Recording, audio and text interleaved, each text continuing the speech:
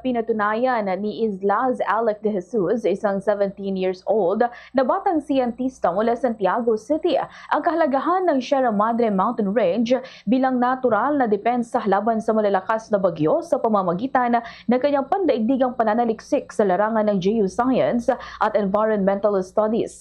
Dahil sa kanyang natatanging pag-aaral, kinilala si de Jesus ng 12th City Council ng Santiago City sa isinagawang 33rd regular session matapos siyang maging finalist at ang haling Most Creative Project Presentation Awardee sa international competition na EcoView.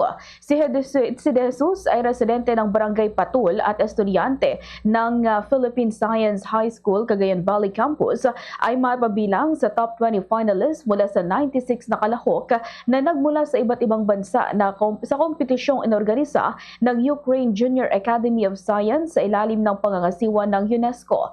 Sa kanyang research na pinamagatang Typhoon Impact Mitigation of the Sierra Madre Mountain Range Forest Topography Barrier 2019 to 2022, a CLMS and NASA Worldview Assessment, sinuri ni de Jesus kung paano nakatutulong ang Sierra Madre sa pagpapahina ng epekto ng mga bagyong pumapasok sa bansa.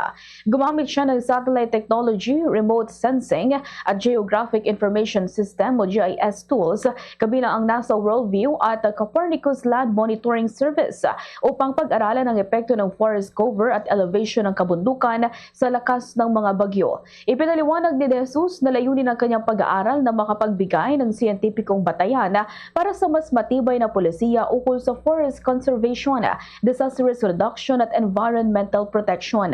Binigyang din niya na mahalagang mapanatili hindi lamang ang kagubatan kundi maging ang natural na topografiya ng Sierra Madre dahil may malaking ambag ito sa pagprotekta sa mga komunidad laban sa kalamidad.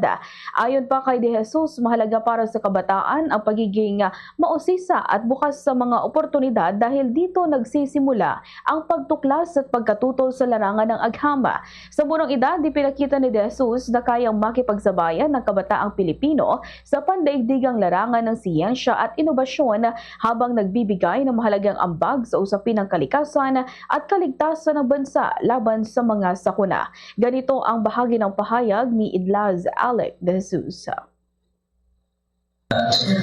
Typhoon impact mitigation of the Sierra Madre Mountain Range, since the purpose is to confirm if it functions as a barrier for typhoons. And it is a research on geosciences. It utilizes satellite technology such as NASA Worldview and Copernicus Land Monitoring Service.